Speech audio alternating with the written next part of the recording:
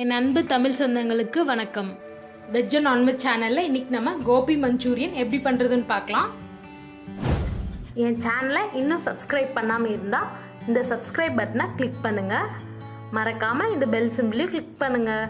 என் recipe உங்களை தேடி வரும். 1/4 கப் சோள மாவு, அதாவது கார்ன்ஃப்ளவர், 1/2 கப் மைதா,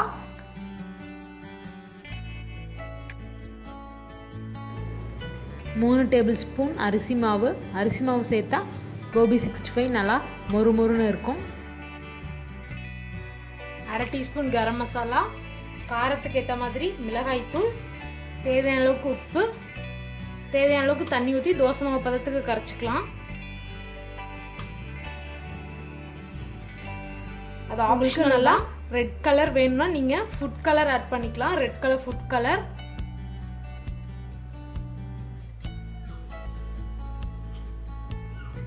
ஒரு பவுல் வச்சு அதில்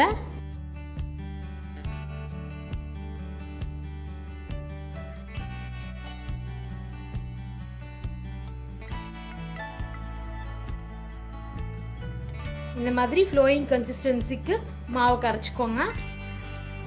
ஒரு காலிஃப்ளவர் எடுத்து இந்த மாதிரி குட்டி குட்டி பீசஸாக கட் பண்ணி சுடு தண்ணியில் 2 நிமிஷம் போட்டு எடுத்திருக்கேன். சுடு தண்ணியில் கண்டிப்பாக போடணும், அப்போ தான் அதில் இருக்க அழுக்கு, பூச்சி, புழு எல்லாமே வெளியே வரும். சுடு தண்ணியில் போட்டு எடுத்து வச்சுடுங்க. காலிஃப்ளவரை ரெடி பண்ணி வச்சுருக்க மாவில் நல்லா அப்படி டிப் பண்ணி எண்ணெயில் போட்டுடலாம். ஒரு பேன் வச்சு பொரிக்கிறதுக்கு தேவையான எண்ணெய் ஊற்றிடுங்க. எண்ணெய் காஞ்சிருச்சு. ஒவ்வொரு காலிஃப்ளவராக இந்த மாவில் டிப் பண்ணி எண்ணெயில் போட்டுடலாம்.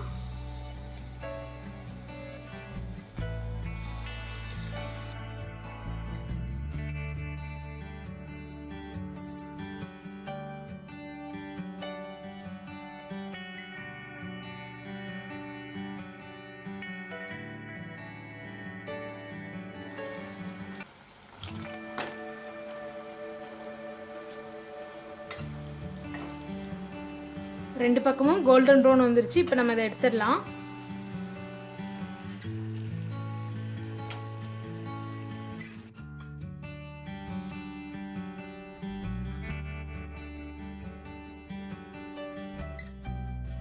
ஒரு பேன் வச்சு அதில் 4 டீஸ்பூன் எண்ணெய் ஆட் பண்ணியிருக்கேன்.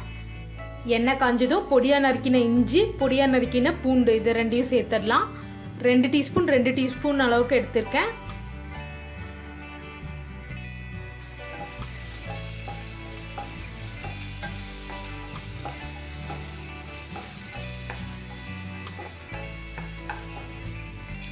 இஞ்சி பூண்டு நல்லா வதங்கிருச்சு. இப்போ இது கூட ஒரு பெரிய வெங்காயம் குட்டி குட்டியாக கட் பண்ணி சேர்த்துக்கலாம்.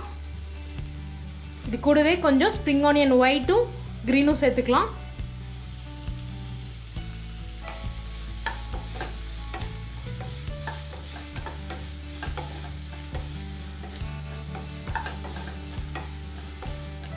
வெங்காயம் நல்லா வதங்கிருச்சு.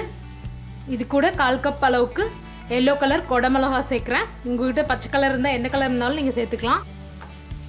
இதையும் சேர்த்துட்டு 1 நிமிஷம் வதக்கினா போதும், ரொம்ப வதங்க வேண்டியதில்லை. 1 நிமிஷம் ஆயிடுச்சு. இப்போ சாஸ் எல்லாம் சேர்த்துடலாம். 2 ஸ்பூன் சில்லி சாஸ்,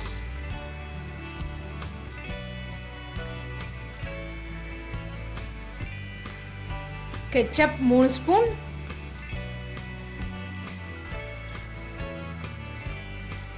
ஒரு ஸ்பூன் சோயா சாஸ். நல்லா மிக்ஸ் பண்ணிடுங்க.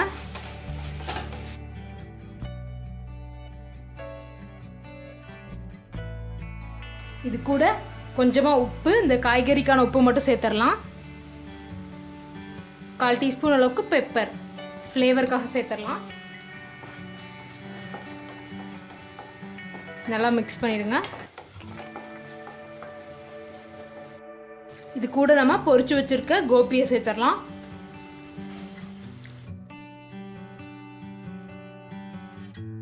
சாஸ் காலிஃப்ளவர் எல்லாத்துலேயும் படுற மாதிரி நல்லா மிக்ஸ் பண்ணி விடுங்க.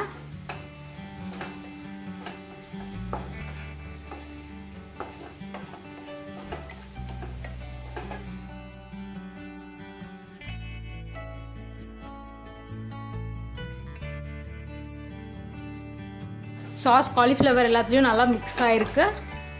ஃபைனலாக கொஞ்சம் ஸ்ப்ரிங் ஆனியனை தூவிடலாம். சுவையான காலிஃப்ளவர் மஞ்சூரியன் தயார்.